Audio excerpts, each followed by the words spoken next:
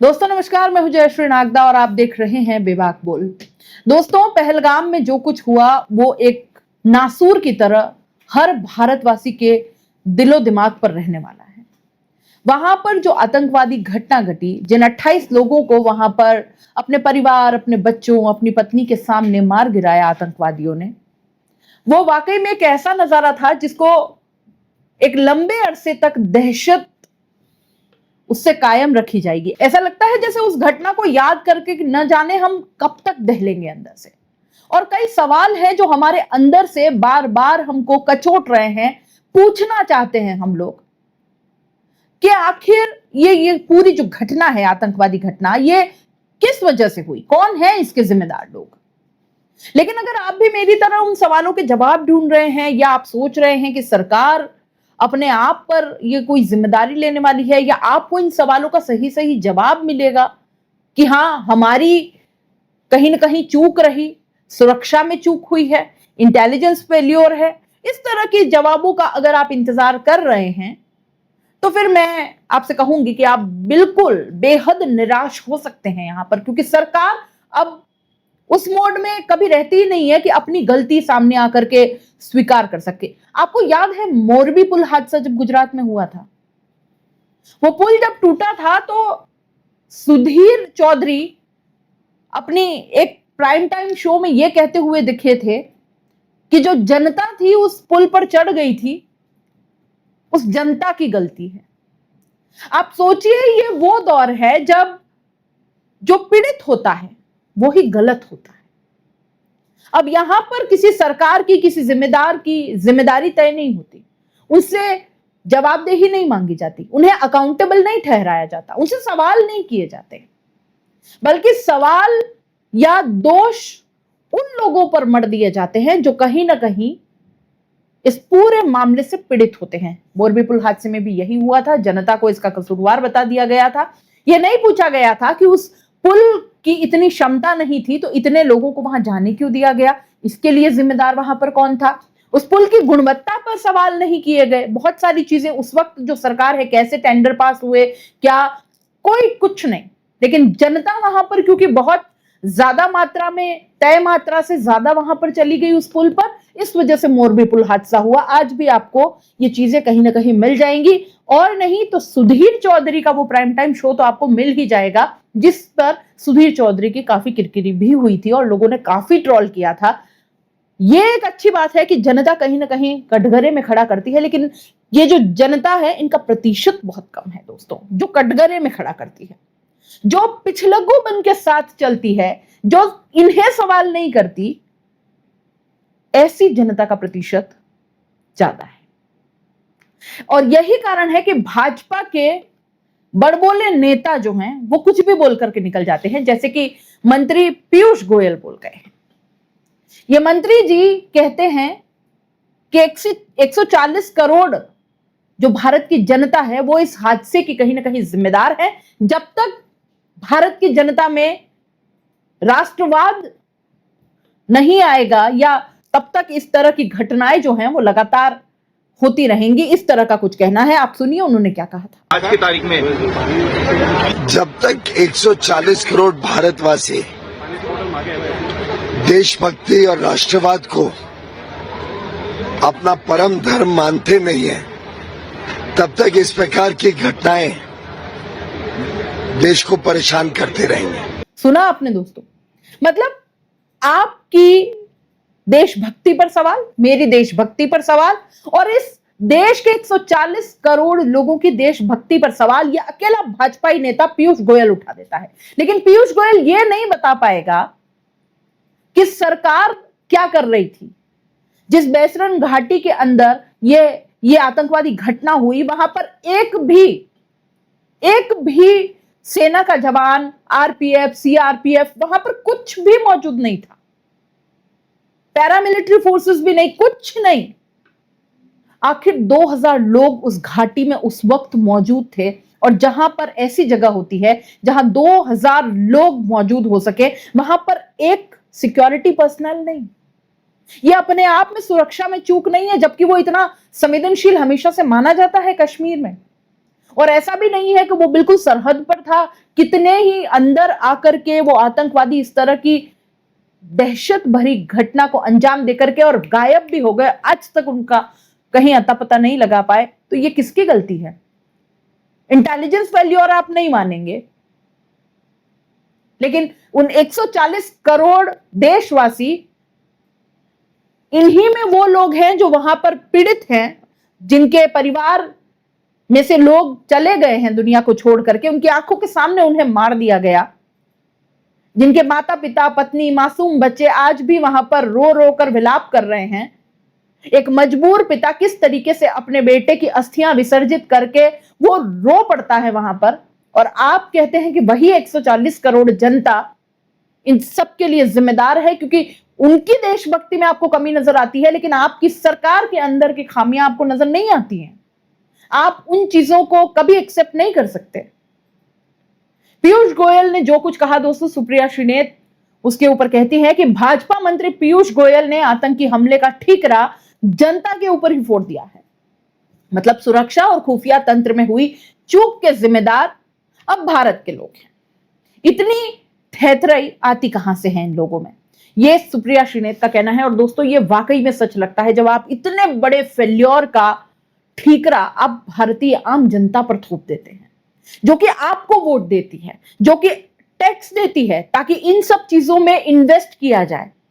दोस्तों कई सारी चीजें हैं जो इस वक्त देश की जनता के सामने आ रही हैं अलग अलग जगह से, और उन चीजों को अगर आप ध्यान में लाएंगे, उनके बारे में अगर आप थोड़ा पढ़ेंगे, सोचेंगे, समझेंगे, तो आपको इतनी सारी चीजें नजर आएंगी कि लगातार पिछले कुछ सालों में हमारी सेना को इतना कमजोर किया गया है, इतना कमजोर किया गया है कि आप सोचिए किसी की भी हिम्मत हो रही है मुंह उठा करके और भारत के अंदर दाखिल होने की, और उन पर सवाल भी नहीं हो रहा है कि भारत की सीमा के अंदर दाखिल होकर के इतनी बड़ी घटना को अंजाम दे करके वो वापस भी चले जाते हैं और उनका कोई अता पता नहीं लगता। ये जिम्मेदारी किसकी है?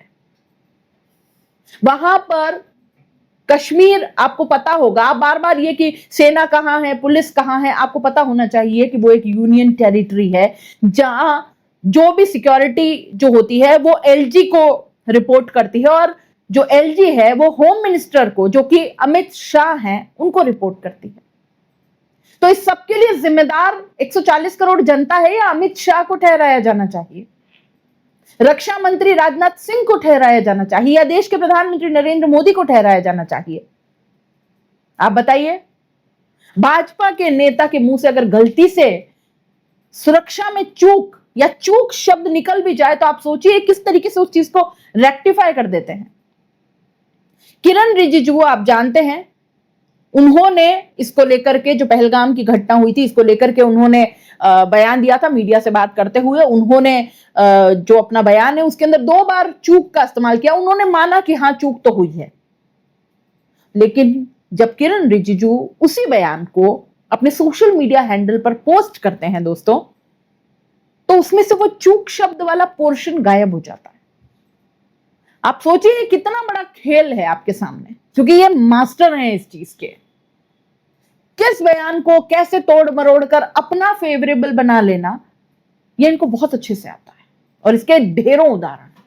क्या कहा था किरण रिजिजू ने, ये मानते हुए कि उनसे चूक हुई है, सुनिए। ऑफिशियल्स की ओर से ब्रीफिंग किया गया है, घटना कैसे हुई और कहां चूक हुई इसका भी बताया, और जो जगह जहां घटना हुई उस जगह में वो मेन रोड पे नहीं है, पैदल चलना पड़ता है या घोड़ा से चलना पड़ता है, जो लगभग वहाँ से 2.5 घंटे 2 घंटे दूर जिस मीडोस है जहाँ ये घटना हुई उसके बारे में बताया, और सब पार्टी को बताया कि सब कुछ अच्छा चलते हुए भी ये घटना एक चूक हुई है और इससे सब दुखी हैं, और ऐसा घटना आगे नहीं होना चाहिए।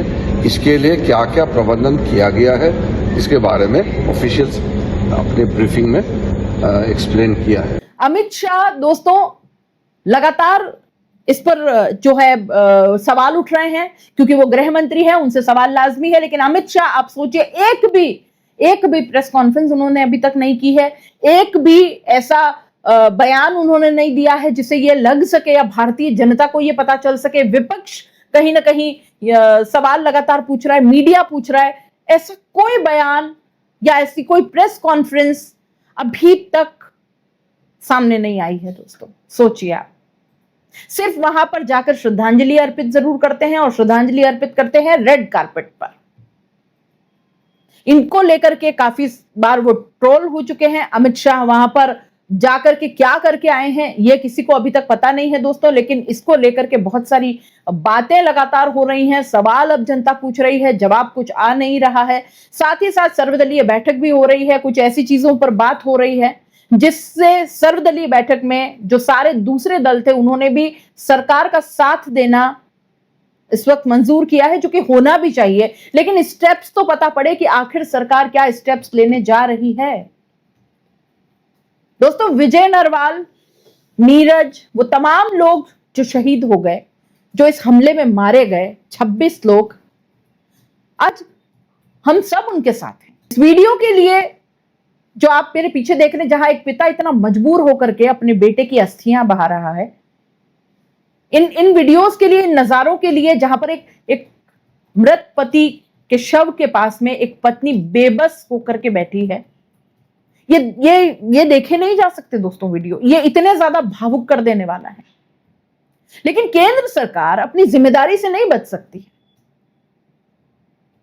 जो शहीद के परिवारों की आंखों में आंसू है, वो सवाल कर रहे हैं सरकार से।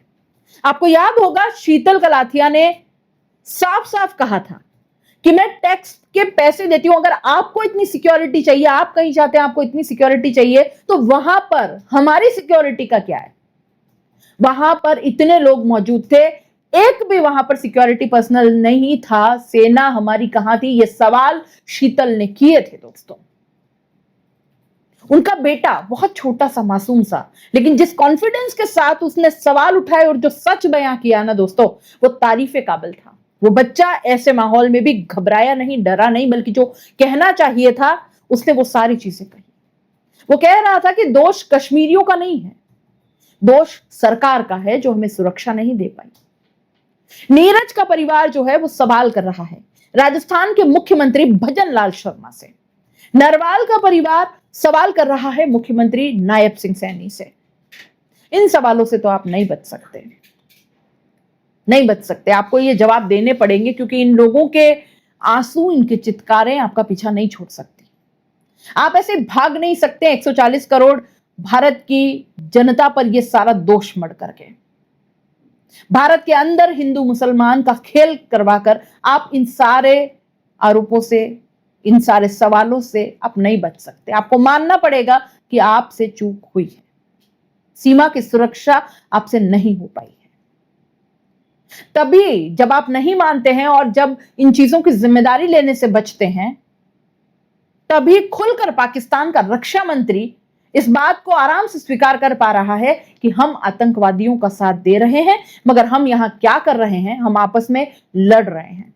क्या कहा था ख्वाजा आसिफ ने, जो पाकिस्तान का रक्षा मंत्री है, सुनिए।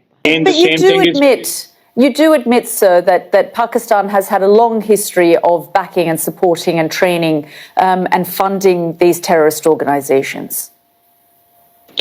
Well, we have been doing this dirty work for the United States for about 3 decades, and West, including Britain. सुना आपने दोस्तों, किस बेशर्मी से, आराम से ये स्वीकार कर रहे हैं। लेकिन यहीं पर आपको जनरल जीडी बख्शी की बातें, जो आजकल पैनल में जाकर के भी वो बात कर रहे हैं, और उनका गुस्सा जो है ना दोस्तों, वो आपको बताएगा कि एक सैनिक के मन में क्या उस वक्त बीतती है जब इस तरह की चीजें होती है। जनरल जीडी बख्शी ने कुछ ऐसे सवाल उठाए हैं दोस्तों, जिसका जवाब आपको भी आगे सवाल आपको पूछना चाहिए, सरकारों से इसका जवाब लेना चाहिए कि 3 साल से, कोरोना से लेकर के अब तक सेना में भर्ती नहीं हुई है। और आप सोचिए कि हर साल हमारी भारतीय सेना से 60,000 के करीब सैनिक जो हैं वो रिटायर्ड हो जाते हैं। तो आप सोचिए कि 1,80,000 के करीब सैनिक कट हो गए। सेना से कट डाउन हो रहा है और भर्ती हो नहीं रही है, हमारी सेना को कमजोर क्यों किया जा रहा है, यह जनरल जीडी बख्शी का सवाल था। अब यह सवाल तो जेन्युइन है दोस्तों, ये तो आपको और हमको भी पूछना चाहिए कि हमारी इतनी मजबूत और सशक्त सेना को कमजोर करने का काम आखिर कौन कर रहा है और क्यों कर रहा है। क्यों कश्मीर में जब आपको पता है कि इस तरह की गतिविधियां वहां पर होती हैं और अब जब वो सामान्य जीवन की तरफ लौट रहे हैं कश्मीरी या कश्मीर के जो लोग हैं, तो वहां पर सुरक्षा को लेकर इतनी ढिलाई क्यों थी? क्यों वहां से एक भी जो सुरक्षा कर्मी थे वहां से सबके सब क्यों हटा लिए गए? समझ नहीं आता। ये सारी चीजें जब बाहर आ रही है तो अपने आप में बहुत ज्यादा डिस्टर्बिंग है और इन पर बात नहीं हो रही है। प्रधानमंत्री पता नहीं सऊदी से यहां क्यों चले आए, इससे अच्छा तो वो वहीं रहते, क्योंकि यहां आकर के भी वो कश्मीर तो नहीं गए। वो बिहार जाते हैं, वो अपनी रैली को संबोधित करते हैं, वो झंडे दिखाते हैं, लेकिन कश्मीर तो नहीं गए।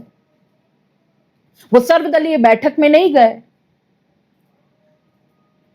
प्रधानमंत्री की अपनी क्या रिस्पॉन्सिबिलिटी है? जब जब कुछ बड़ा होता है देश में, प्रधानमंत्री वहां से गायब होते हैं। मणिपुर आज तक नहीं जा पाए, कश्मीर वो आज तक नहीं जा पाए, जबकि नेक्स्ट डे वो आ चुके थे।